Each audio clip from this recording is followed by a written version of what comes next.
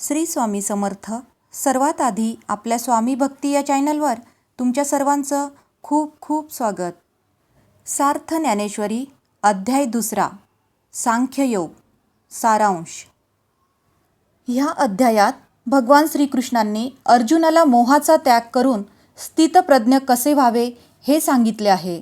संजय धृतराष्ट्राला सांगतो की पाण्यामध्ये मीठ जसे विरघळते किंवा वाऱ्यामुळे ढग जसे विरतात तसे आप्तांच्या प्रेमामुळे अर्जुनाचे हृदय पाझरले आहे. अशा गलितग्रात्र झालेल्या अर्जुनाला श्रीकृष्ण समजावून सांगत आहे की मोह टाकून तू शहाणा हो आणि जातिवंत क्षत्रियाप्रमाणे युद्धासाठी सज्ज हो. तुझ्या चित्तातील ही दुर्बलता ह्या प्रसंगी तुझे अकल्याण करणारी आहे. भगवान श्रीकृष्णाचे हे बोल ऐकून अर्जुन आपल्या मनातील विचार श्रीकृष्णाला समजावून सांगत आहे. तो म्हणतो की हे युद्ध म्हणजे संग्राम नसून आमच्या हातून होणारी घोडचूक आहे असे मला वाटते. धर्माचरणाचे नियम सांगतात की कुलगुरू आणि मातापिता यांना संतुष्ट ठेवावे. माझे गुरु द्रोणाचार्य आणि प्रपितामह भीष्म आम्हा सर्वांनाच नित्य वंदनीय आहेत. त्यांच्याबद्दल मनात शत्रुभाव आणणे म्हणजे पापच नाही का? ज्या द्रोणाचार्यांनी ह्या अर्जुनाची धनुर्धारी म्हणून जडणघडण केली आहे त्या द्रोणाचार्याचा घात करणे म्हणजे भस्मासुरासारखेच वागणे नाही का? अशा गुरुवर्यांचा घात करून राज्यसुख आणि स्वर्गसुख भोगण्यापेक्षा या जगामध्ये भीक मागून किंवा गिरीकंदरी राहून जीवन व्यतीत करणे चांगले. त्यांच्या रक्ताने माखलेले सुख मला आनंद देणारे नसेल. अर्जुनाच्या या आर्जवांचा भगवंतावर काहीच परिणाम झालेला नाही असे दिसल्यामुळे अर्जुन त्याला सांगू लागला की भगवंता, पूर्ण विचार करून मी माझे मन तुझ्यासमोर मोकळे केले आहे. मी पूर्णपणे गोंधळून गेलो आहे. मला योग्य काय आणि अयोग्य काय याचा बोध होत नाही. भगवंता, तूच माझे सर्वस्व आहेस. लहान मूल ज्याप्रमाणे आईला, नद्या ज्याप्रमाणे सागराला, शिष्य ज्याप्रमाणे गुरुला मानतो त्याप्रमाणे आम्ही पांडव तुला मानतो. या रणभूमीवर आम्ही कसे वागावे, कोणता धर्म पाळावा आणि कोणते नीतिनियम योग्य ठरवून आचरण करावे ते तूच मला सांग. अर्जुनाच्या स्थितीवर ज्ञानेश्वर महाराज म्हणतात की मोहरूपी सर्पाने अर्जुनाला ग्रासले आहे आणि ज्याच्या कृपादृष्टीने विष नाहीसे होत असा कृष्णरूपी गरुडी त्याचे रक्षण करण्याकरता धावून आला आहे. मेघपटलांनी सूर्य जसा झाकोळावा तसा अर्जुन यावेळी भ्रमाने झाकोळला आहे. उन्हाळ्यात डोंगरावर ज्याप्रमाणे वणवा लागतो त्याप्रमाणे दुःखाने जर्जर झालेल्या अर्जुनाच्या मनामध्ये वणवा लागला आहे. श्रीकृष्णरूप मेघ हा वणवा शांत करेल आणि तिथे ज्ञानाचा नवा अंकुर फुटेल. ही कथा सावध चित्ताने ऐका असे निवृत्तीदास ज्ञानेश्वर श्रोत्यांना सांगत आहेत. संजय धृतराष्ट्रास सांगतो आहे. अर्जुन खेदयुक्त अंतकरणाने श्रीकृष्णाला सांगतो आहे की देवा, मला युद्ध करण्याची भीड घालू नका. मी माझ्या वडीलजनांबरोबर युद्ध करणार नाही. एवढे बोलून मोहलहरीने व्यापलेला अर्जुन स्तब्ध बसून राहिला. अर्जुनाची ही स्थिती पाहून एखाद्या वैद्याने जसे निर्वाणीचे औषध शोधून काढावे तसे भगवंतांनी वरून कठोर वाटणाऱ्या वाणीमध्ये बोलण्यास सुरुवात केली. आपल्या बाळाचे हित व्हावे म्हणून आई जशी बोलते तसे भगवंत अर्जुनाशी बोलू लागतात. ते अर्जुनाला सांगतात, अरे स्वतःला शहाण्या समजणाऱ्या अर्जुना, या कौरवांच्या नाशाचा तू शोक करतो आहेस, पण या त्रिभुवनाचे अस्तित्व तुझ्यावरच अवलंबून आहे. असा मोठेपणा भ्रम तुला झालेला दिसतो आहे. कौरवांचा नाश करायला नाही असे जरी तू ठरवलेस तरी ते चिरंजीव होणार नाहीत. जे स्वभावतःच उत्पन्न होऊन नाश पावणारे आहेत त्याबद्दल तू शोक करू नकोस. आपल्यामध्ये असणारे चैतन्य हे अविनाशी आहे. पाण्यावर वाऱ्यामुळे तरंग उठतात आणि वारा पडल्यावर तरंग नाहीसे होतात. ते तरंग म्हणजे आपण आहोत. तरंग उठला किंवा नाहीसा झाला तरी पाण्याचे अस्तित्व नष्ट होत नाही. आत्मा अनेक शरीरे धारण करतो. आत्म्याने धारण केलेल्या त्या शरीराला बाल्य, तारुण्य आणि वृद्ध अशा 3 अवस्थांमधून जावे लागते. आणि ते शरीर नाश पावते. त्या शरीरात वास करणारा आत्मा नाहीसा होत नाही. हे जो जाणतो त्याला मोहामुळे होणारे दुःख अनुभवाने लागत नाही. इंद्रियाच्या ताब्यात असलेल्या चित्ताला हर्ष आणि शोक ह्यासारख्या मानसिक अवस्थातून जावे लागते. विषयोपयोग घेणारी इंद्रे हर्ष, शोक या भावनांना जन्म देतात. निंदा आणि द्वेष, मऊपणा आणि कठीणपणा, स्तुती आणि निंदा, भेसूर आणि सुरेख, सुगंध आणि दुर्गंध या साऱ्या भावनांचा जन्म इंद्रिये विषयोन्मुख झाल्यामुळे होतो आणि त्यातूनच सुख आणि दुःख निर्माण होते. हे सारे विषय म्हणजे मृगजळाप्रमाणे किंवा स्वप्नातील ऐश्वर्याप्रमाणे आहेत. त्यामुळे हे पार्था, या अनित्य विषयांची संगती तू धरू नकोस. तू त्यांचा त्याग कर. अर्जुना, ह्या भासमान जगामध्ये अप्रकटपणे अविनाशी असे चैतन्य तत्व असते. ज्ञानी मनुष्य हे अविनाशी तत्व ओळखतात आणि नाशवंत गोष्टींना त्याज्य समजतात. पार्था, आप्तावरील प्रेमामुळे तुला नित्य आणि अनित्य यातील फरक लक्षात येत नाही. सारासार विचार करून तू त्यातील असारता हा भ्रम आहे आणि सार हे स्वभावतः नित्य आहे हे लक्षात घे. तू देहाचा अभिमान धरल्यामुळे आणि नाशवंत अशा शरीरावर दृष्टी ठेवून मी मारणारा आणि कौरव मरणारे असा विचार करत आहेस. ज्याप्रमाणे पाण्याने भरलेले भांडे उपडे केल्यावर त्यात दिसणारे सूर्यबिंब नाहीसे होते पण प्रत्यक्षात सूर्य नष्ट होत नाही, त्याप्रमाणे शरीर नाश पावले तरी आत्म्याचा नाश कधीही होत नाही. मनुष्य ज्याप्रमाणे जुने वस्त्र टाकून नवे वस्त्र धारण करतो त्याप्रमाणे हा आत्मा जुने शरीर टाकून दुसऱ्या नव्या शरीराचा स्वीकार करतो. आत्म्याला जन्मही नाही आणि मृत्यूही नाही. त्याला शास्त्राने मारता येत नाही आणि अग्नीने जाळता येत नाही. त्याला वारा वाळवू शकत नाही. निर्गुण अनादी विकाररहित अशा या आत्म्याला तू जाणलेस म्हणजे तुझे सर्व दुःख आपोआप नाहीसे होईल. हे अर्जुना, आत्मनाशवंत आहे असे जरी तू मानलेस तरी तुला दुःख करण्याचे कारण नाही.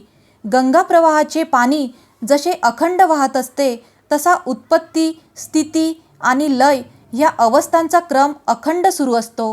हा क्रम अनादी आहे. मग यात शोक करण्यासारखे काय आहे? प्राणी हा जन्ममरणाच्या अधीन आहे. त्यामुळे जन्माला येणाऱ्या प्रत्येकाचा मृत्यू होणे हे अटळ आहे.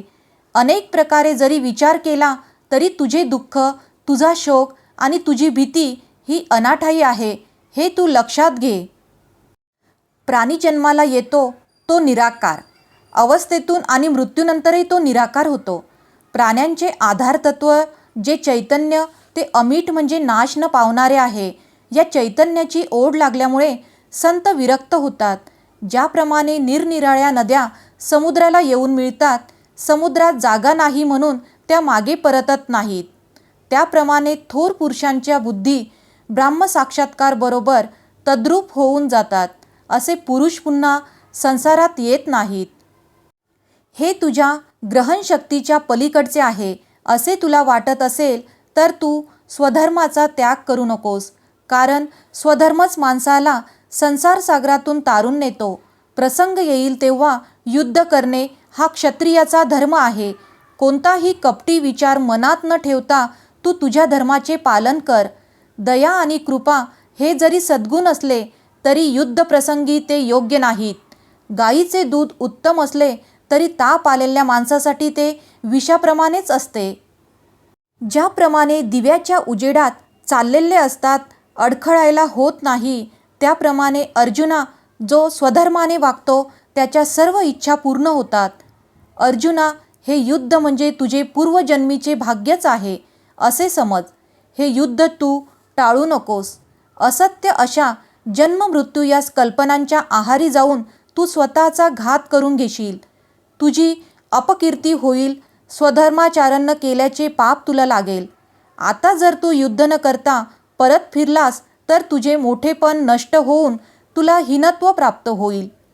तू युद्ध न करता स्वस्थ बसून राहिलास तर शत्रू तुला पकडेल आणि तो तुझी निंदा करेल. त्यांनी केलेली निंदा ऐकून दुःखी होण्यापेक्षा तू शौर्याने युद्ध कर. तू यांना जिंकलेस तर पृथ्वीचे राज्य भोगशील आणि हे युद्ध करताना तुला वीरमरण आले आता तर अधिक तुला विचार न स्वर्गसुख करता मिळेल. हातात धनुष्य घेऊन सिद्ध हो. स्वधर्माचे आचरण केले तर असलेले दोष नाश पावतात. फलाच्या आशेने तू स्वधर्माचे आचरण केलेस तर मात्र दोष लागतील. निष्काम होऊन तू तुझ्या क्षत्रिय धर्माचे पालन कर, म्हणजे तुला कोणतेही पाप लागणार नाही. सुख मिळाले तरी आनंद मानू नये, दुःख प्राप्त झाले तरी खेद मानू नये. योग्य अशा स्वधर्माते वागत असताना जे बरे वाईट मिळेल ते मुकाट्याने स्वीकारावे. अशा रीतीने मनाचा निश्चय केला म्हणजे कोणताही दोष घडत नाही. ज्याप्रमाणे दिव्याची ज्योत लहान असूनही तिचा प्रकाश मोठा पडतो, त्याप्रमाणे सद्बुद्धी अल्प असली तरी तिला लहान समजू नये. जे ज्ञानी आहेत ते जगात दुर्लभ असलेल्या ह्या सद्बुद्धीचा अनेक प्रकारे इच्छा धरतात. सामान्य विज्ञानचे ज्ञान मिळून ऐहिक सुखांच्या मागे लागणाऱ्यांची संख्या मोठी आहे आणि त्यांची कार्यक्षेत्रेही विविध आहेत. मृत्यूलोकी जन्म घेऊन यज्ञाधिक कर्म आचरून आनंददायक असे स्वर्गसुख भोगण्याची इच्छा धरतात. त्यांचा उद्देश भगवंताची प्राप्ती हा नसतो. अर्जुना, तू मात्र या वेदीय आचरणांना तुझ्या चित्तामध्ये थारा देऊ नकोस, कारण त्यामुळे शेवटी सुखदुःखेच भोगावी लागतात. तू तुझे चित्त नित्य आनंदपूर्व असलेल्या आत्मतत्वाकडे लाव. त्यासाठी तू अहंकार सोड, फलाची इच्छा सोड आणि स्वधर्माचे पालन कर. स्वधर्माचे पालन कसे करावे आणि ते तसे केले नाही तर काय होईल, हे ज्ञानेश्वरांनी अनेक दृष्टांत देऊन सांगितले आहे. ते सांगतात की ज्याप्रमाणे उत्तम स्वयंपाकीन नाना तऱ्हेचा चांगला स्वयंपाक तयार करून तो मोल घेऊन विकते, त्याप्रमाणे अविचारी आणि अज्ञानी लोक सुखोपभोगासाठी धर्म गमावतात. वेदांतातील अर्थवादात मग्न असलेल्या लोकांच्या मनात दुर्बुद्धी वास करते, असे श्रीकृष्ण अर्जुनाला सांगतो. ज्यामध्ये कर्म आणि उपासना यांचे निरूपण केले आहे ते सर्व रज व तम या गुणांनी युक्त आहे आणि ते स्वर्गसूचक आहे.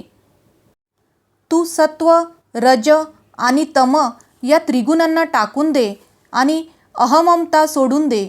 तुझ्या अंतःकरणाला आत्मसुखाचा विसर पडू दे. वेदांत जरी पुष्कळ मार्ग सांगितलेले असले तरी त्यातील आपले हित ज्यात आहे तोच मार्ग आपण निवडावा. सूर्योदय झाल्यावर आपल्या दृष्टीस अनेक रस्ते दिसतात, परंतु त्या सर्वच रस्त्यांनी मनुष्य चालत नाही. ज्ञानी लोक वेदार्थाचा विचार करून शाश्वत ब्रह्माचा स्वीकार करतात.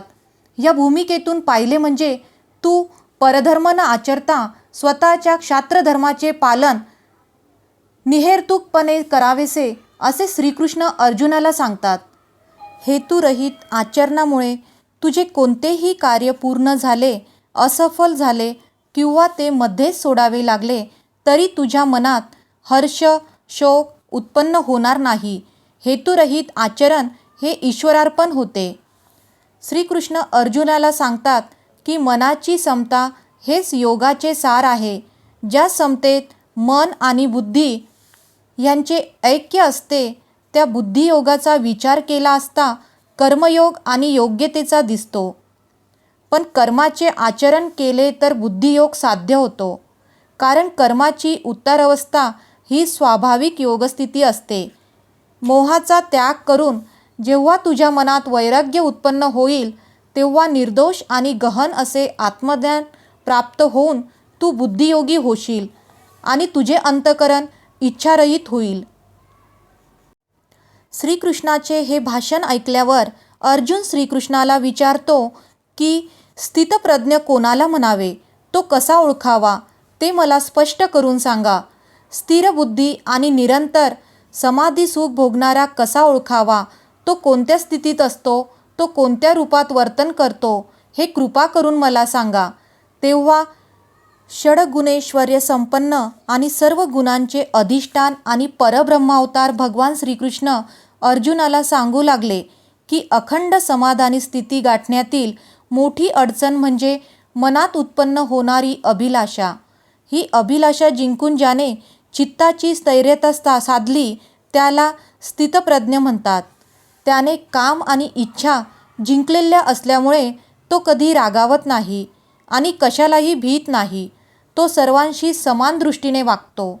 आपल्या वर्तनाचा परिणाम काय होईल ह्याचा तो विचार करत नाही. त्याची इंद्रिये त्याच्या पूर्णपणे ताब्यात असतात. त्याचे कोणतेही इंद्रिय बुद्धीच्या अनुमतीशिवाय कोणतेही कार्य करत नाही. त्याने आपली इंद्रिय अंतर्मुख केलेली असतात. इतर इंद्रियावर नियंत्रण मिळवले तरी जीभ हे इंद्रिय अंतर्मुख होत नाही. जीवन जगवण्यासाठी अन्नप्राशन करावेच लागते.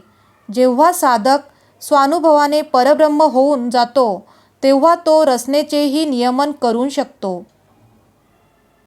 बाह्य निष्कामता साधकाला कुठल्या क्षणी मार्गभ्रष्ट करेल ते सांगता येत नाही. खरा स्थितप्रज्ञ चित्तामध्ये विषय वस्तूची आसक्तीच धारण करत नाही. फलाशा सोडून निहेतुकपणे होत असलेली आचरणे स्वाभाविकपणे होत असतात. तो सर्वदा समाधानी राहतो. असा स्थितप्रज्ञ नेहमीच शांत असतो. स्थितप्रज्ञाची शांती ही सागराप्रमाणे गंभीर असते. काहीही घडो वा कुठलीही परिस्थिती त्याला व्यापो, त्याचे चित्त अविचल राहते आणि त्याचे समाधान त्याला सोडून जात नाही. अहंकार शून्य होऊन त्याने सर्व अभिलाषांचा त्याग केलेला असतो. चिंतनजन्य आत्मनंदाचा लाभ झाल्यामुळे तो स्वतःला विश्वाचा एक भाग वा अंश समजून विश्वाकडे बघत असतो. अशा स्थितप्रज्ञाला देहपाताचे दुःख नसते. तो निस्सीम अशा परब्रह्मस्थितीला पोचलेला असतो. स्थितप्रज्ञ म्हणजे काय, तो कसा ओळखावा, तो कोणत्या स्थितीत असतो, त्याचे वर्तन कसे असते, हे सर्व श्रीकृष्णांनी सांगितल्यामुळे अर्जुनाला आनंद झाला. 3ऱ्या अध्यायात अर्जुन आपल्या मनातील आणखी काही शंकाचे निरसन करण्यासाठी भगवंतांना काही गहन प्रश्न विचारेल.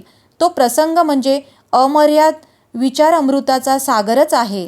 स्वतः जगदीश्वर या शंकाचे निरूपण करतील असे सांगून निवृत्तीदास ज्ञानेश्वर 2ऱ्या अध्यायाचे समापन करतात. श्री ज्ञानेश्वर महाराज की जय.